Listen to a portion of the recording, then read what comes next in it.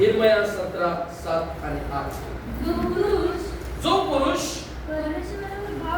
परमेश्वरावर भाव ठेवतो, ज्याचा भाव विषय परमेश्वर आहे, तो धन्य. तो जलाशयावर लावलेल्या वृक्षासारखा होईल. तो आपली मुळे नदी किनारी पसरी. उन्हाची झळे येते, तिला तो भिणार नाही. त्याची पाने हिरवी राहतील. अवर्षणाच्या वर्षी त्याला चिंता पडणार नाही. तो फळे देण्याचे सोडणार नाही. Hallelujah, praise the Lord. प्रियानो, 2026 हे वर्ष परमेश्वरावर भरोसा ठेवण्याचं वर्ष आहे. Hallelujah, hallelujah. 2026 हे वर्ष परमेश्वरावर भरोसा ठेवण्याचं वर्ष आहे. आणि इर्मया संदेशकानं या ठिकाणी असं लिहिलं, असं म्हटलं, परमेश्वराच्या वतीनं त्याने जे बोललेलं आहे, जे लिहिलेलं आहे, असं म्हटलेलं आहे की तो जलाशयाजवळ लावलेल्या वृक्षासारखा होईल, ज्याचा भरोसा परमेश्वरावर आहे, ज्याचा भाव विषय हा परमेश्वर आहे, तो धन्य आहे, असं देवाचं वचन सांगतं. आज प्रश्न असा आहे की आपला भरोसा कुठे आहे? आपला भरोसा आपल्या बुद्धीवर आहे का? आपला भरोसा आपल्या कुटुंबावर आहे का? आपला भरोसा आपल्या नातेवाईकांवर आहे का? आपला भरोसा आपल्या डिग्रीवर, आपल्या शिक्षणावर आहे का? आपला भरोसा आपल्या टॅलेंटवर आहे का? आपला भरोसा आपल्या स्वतःच्या योग्यतेवर, आपल्या पात्रतेवर आहे का? तर प्रियांनो, बायबल सांगतं की तो व्यक्ती शापग्रस्त आहे, परंतु ज्याचा भाव विषय अब्राहमाचा, इसाकाचा, याकोबाचा देव परमेश्वर आहे, तो धन्य आहे. कारण देवाचं वचन सांगतं की तो जलाशयाजवळ लावलेल्या वृक्षासारखा होईल. तो आपली मुळे नदी किनारी पसरील आणि तो त्या उन्हाची झळ येते, तिला तो भिणार नाही. त्याची पाने हिरवी राहतील. अवर्षण समयी त्याला चिंता पडणार नाही. तो फळ देण्याचे सोडणार नाही, असं देवाचं वचन सांगतं. Hallelujah, hallelujah. तो व्यक्ती ज्याचा भरोसा परमेश्वरावर आहे, धन्य आहे, तो आशीर्वादित आहे. आम्ही पाहत आहोत परमेश्वरावर भरोसा ठेवणाऱ्याच्या जीवनात काय होतं. हालेलुया. परमेश्वरावर भरोसा ठेवणाऱ्याच्या जीवनात काय होतं? पहिली गोष्ट आम्ही पाहिली, तो मुळावलेला होतो. He will be rooted deeply. Bible सांगतं तो आपली मुळे नदी किनारी बसलेली. Praise the Lord. दुसरी गोष्ट मी पाहिली, जो परमेश्वरावर भरोसा ठेवतो तो प्रत्येक प्रकारच्या भीतीवर विजय होतो. त्याला भीती वाटत नाही. ज्याचा भरोसा परमेश्वरावर आहे त्याला भीती वाटत नाही. त्याला मुळीच कशाचीही भीती वाटत नाही. ज्याला भीती वाटते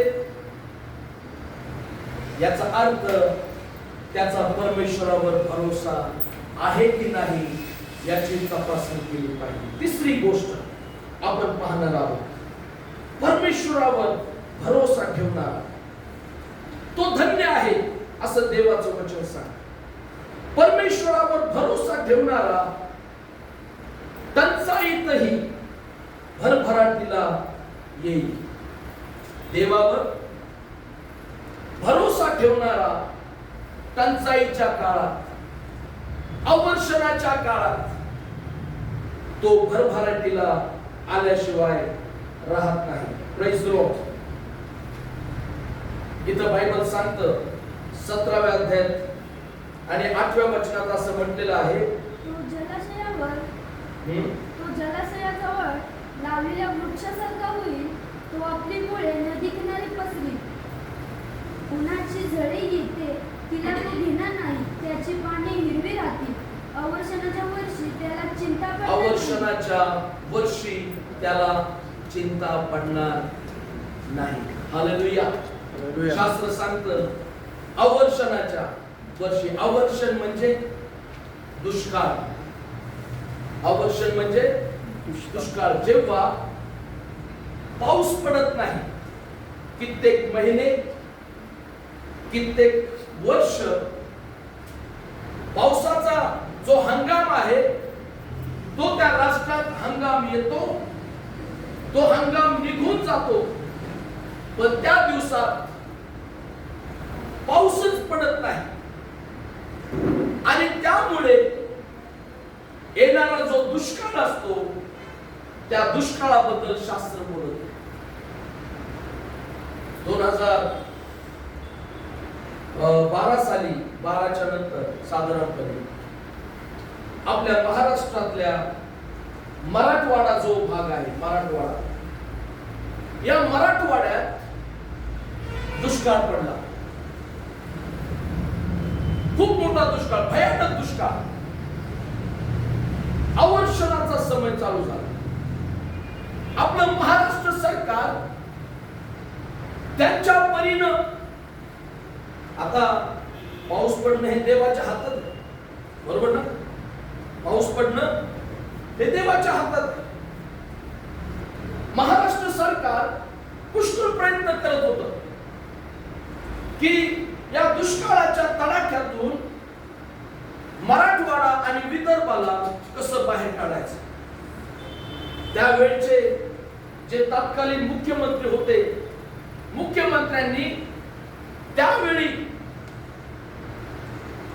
असं काही तंत्रज्ञान आणलं की आपण आकाशातल्या ढगांना इंजेक्ट करू. आहे तसं तंत्रज्ञान, म्हणजे कृत्रिम पाऊस ज्याला म्हणतो आपण, कृत्रिम. आकाशाचे ढग आहेत, त्या ढगांना इंजेक्शन द्यायचं, विमानाने जाऊन, काय ते असेल त्याची टेक्नॉलॉजी मला माहित नाही, आणि पाऊस पाडायचा. आणि लिटरली त्या दिवसांमध्ये त्यांनी ते केलं, ते प्रयत्न केले. चीन मधून ते तंत्रज्ञान मागवलं आणि ते सगळं त्यांनी केलं, पण कुठंच पाऊस पडला नाही. सरकार हतबल झालं. दुष्काळात पाण्याची टंचाई, दुष्काळात पीक पाणी जळून जाण्याची भीती, दुष्काळात पीक न येण्याची भीती, दुष्काळात उपासमारीची भीती, दुष्काळात लोकांची आणि जे पशुधन आहे त्यांची मरण्याची भीती, दुष्काळात जे वन्य प्राणी आहे पाण्याविना त्यांची मरण्याची भीती, आणि दुष्काळात आर्थिक संकटाची भीती, दुष्काळात जमीन जी शेत जमीन असते, सुपीक जमीन असते, ती सुपीक जमीन मृत होण्याची भीती. किती प्रकारचे गोष्टी, किती गोष्टी घडतात दुष्काळात.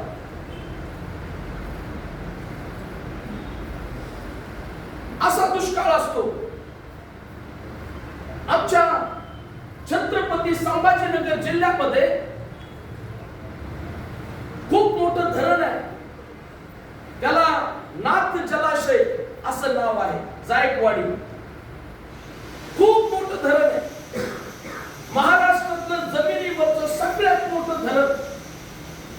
त्या दुष्काळाच्या काळात त्या धरणाचं पाणी अक्षरशः मृत साठा जो असतो, धरणात एक साठा असतो, जसं आपल्या गाडीला रिझर्व असतो तसं, एक समजा पाऊसच पडला नाही एक वर्ष तर तो उरलेला साठा वापरायचा. त्या धरणातलं इतक्या अफाट धरणातलं सगळं पाणी संपलं, मृत साठा शेवटावर आला. आणि त्यावेळी मला आठवतं आपण इथंच आमच्या घरात प्रार्थना चालू होती, तेव्हा लॉकडाऊन होता, दुष्काळ चालूच होता, आणि त्यावेळेस आपण पाऊस पडावा म्हणून प्रार्थना केली आणि देवाने तिथं प्रार्थना ऐकली. हालेलुया. दुष्काळ, अवर्षण समय. शास्त्र सांगतं की अवर्षणातही, टंचाईच्या काळातही,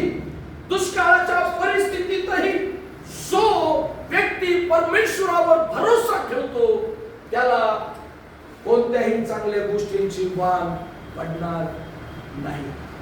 तो भरभराटीला येतो, दुष्काळात नाही.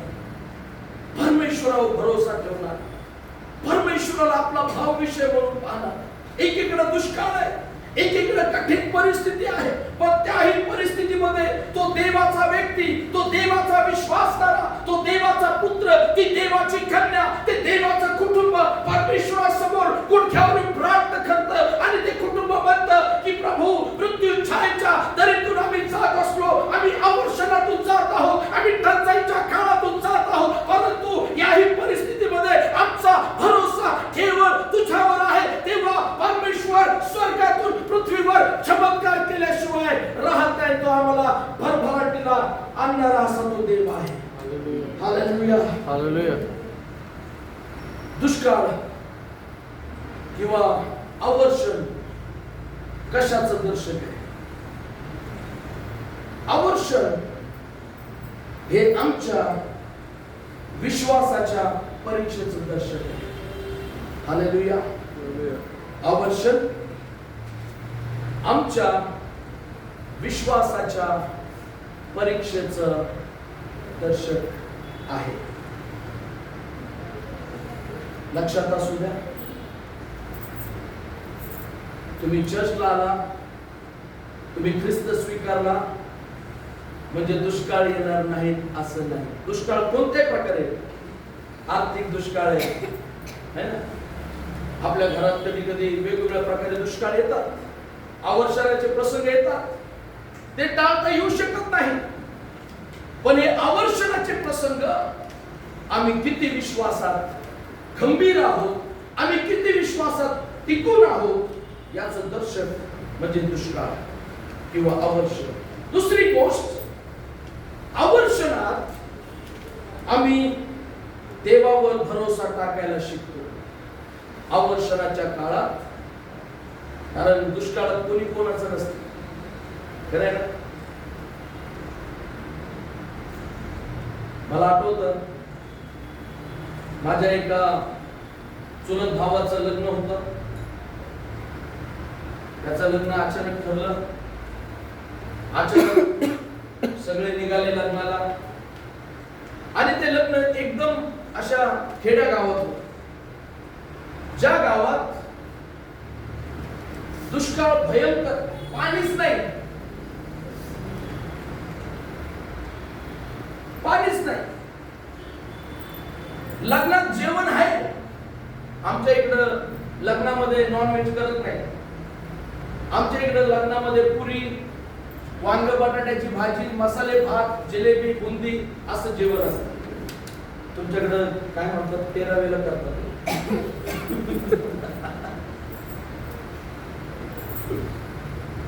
आमच्या लग्नात असते. तर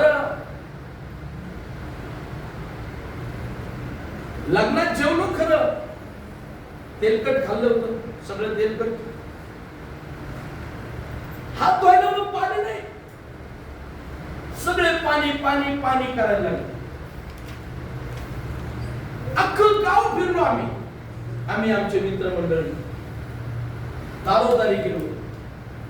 आम्ही पाहुणे लग्नाला आलो, त्याला पाणी, कुणीच पाणी दिलं.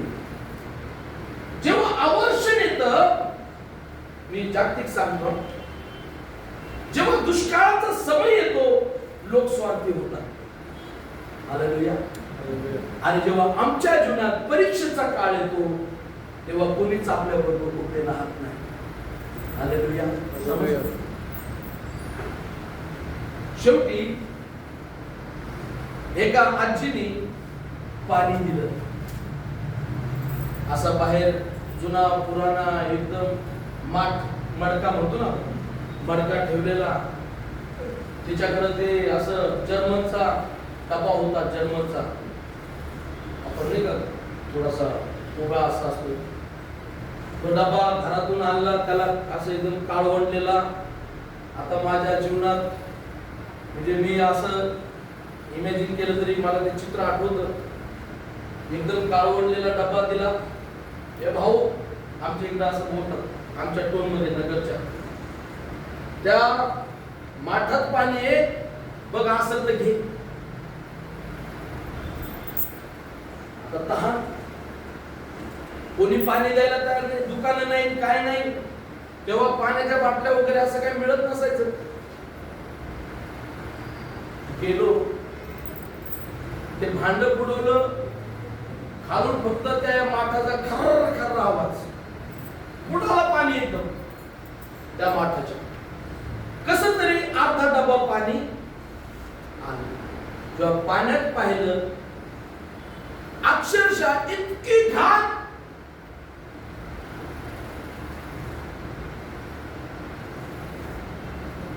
म्हटलं दिल्या, माझा भाऊ होता, त्याचं नाव निलेश आहे, सुभाष, आम्ही सगळे 4-5 जण. म्हटलं दिल्या कसं प्यायचं आता? निल्या म्हणतो फुकून फुकून पी. लिटरली ते पाणी आम्ही फुकून फुकून पिलो, एक एक घोट. ओकारी असं कसं तरी होत होतं, पण विलास नव्हता. जेव्हा आम्हाला दुष्काळ काय शिकवतो, की त्या परिस्थितीत माणूस आमच्या कामी येऊ शकत नाही. पण परमेश्वर ज्या देवाने आम्हाला निर्माण केलं, त्या देवावर भरोसा ठेवण्यास आम्हाला दुष्काळ शिकवतो. कधी कधी आपण म्हणतो, माझ्या वाईट काळाने मला शिकवलं आमचं कोण आहे आणि आमचं खरं. हे त्याच्यासाठीच आहे, दुष्काळ त्याच्यासाठीच आहे, की तुम्ही शिकावं, की तुम्ही माणसाकडे पाहू नये. तुम्ही ज्याने तुम्हाला निर्माण केलं त्या देवाला तुम्ही पाहत असाल. दुष्काळ दुष्काळ किंवा अवर्षण यासाठी आहे की तुम्हाला समजावं देव तुमचा पुरवठा करणार. एलिया अहाब राजाला संदेश देऊन निघून गेला, बरोबर.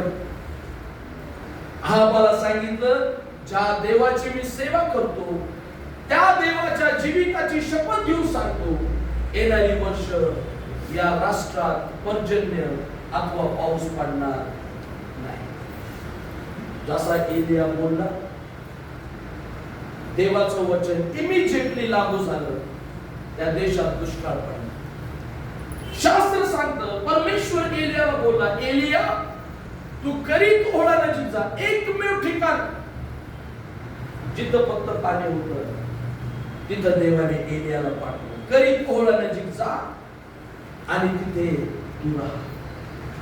मी एका कावळ्याला आज्ञा दिली आहे, रोज तुला सकाळी संध्याकाळी तुझं अन्न तुला पोहोच करेल. एलिया आपल्यासारखा असता, देवा काय पुरावा आहे तू देणार आहेस?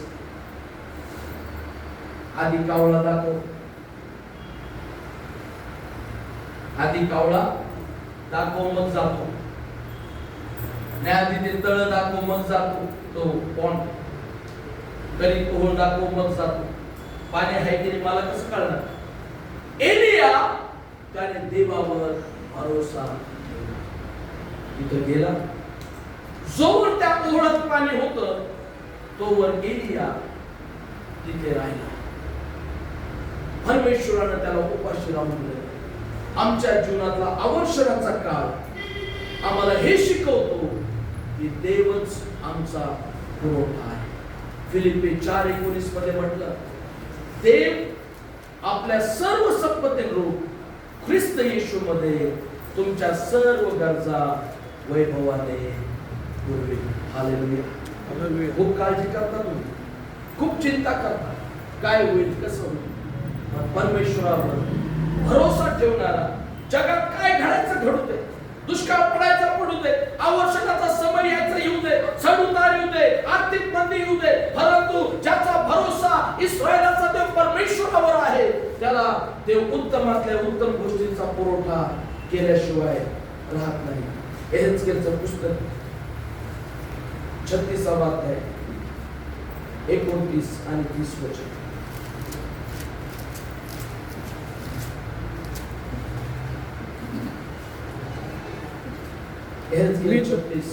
मी तुमच्या सर्व मलिनतेपासून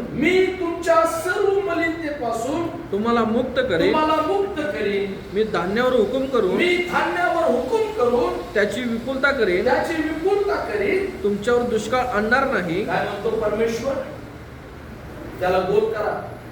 तुमच्यावर दुष्काळ आणणार नाही. आला तरी तुमच्यावर प्रभू म्हणतो तो दुष्काळ मी येऊ देणार नाही. पुढं वृक्षांची फळे वृक्षांची फळे व शेतांचा व उपज शेतांचा याची उपज वृद्धी मी करीन. याची वृद्धी मी करीन. म्हणजे राष्ट्रामध्ये म्हणजे राष्ट्रांमध्ये तुम्हाला यापुढे दुष्काळामुळे होणारी विटंबना दुष्काळामुळे होणारी विटंबना भोगावी लागणार नाही. हालेलुया. परमेश्वर म्हणतो दुष्काळातही तुमच्या शेताचा उपज याची मी वृद्धी करेन. दुष्काळातही तुमच्या वृक्षांची फळे मी बहुगुणित करेन. दुष्काळात राष्ट्रांमध्ये तुमची मी विटंबना होऊ देणार नाही. हालेलुया. लाडकी बहीण असो, हा बोला, लाडकी बहीण असो, 2 वर्षांपूर्वी तीच होती का? हा होती का? आज टेन्शन घेता. काय काय पहिली तर तळमळीने प्रार्थना करतात, देवा लाडकी बहीण बंद होऊ देऊ नको, नाही तर आमचं कसं होईल. कारण देवा भरोसा नाही.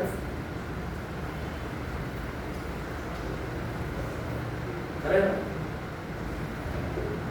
पण ज्याचा भरोसा देवावर आहे, प्रभू मी लाडकी बहीणमुळे जिवंत नाही, मी कोणाच्या पुरवठ्यावर मी जिवंत नाही. आकाशाचा आणि पृथ्वीचा निर्माण करता जो देव आहे तो माझा सहाय्य आहे. एवढंच मला माहिती.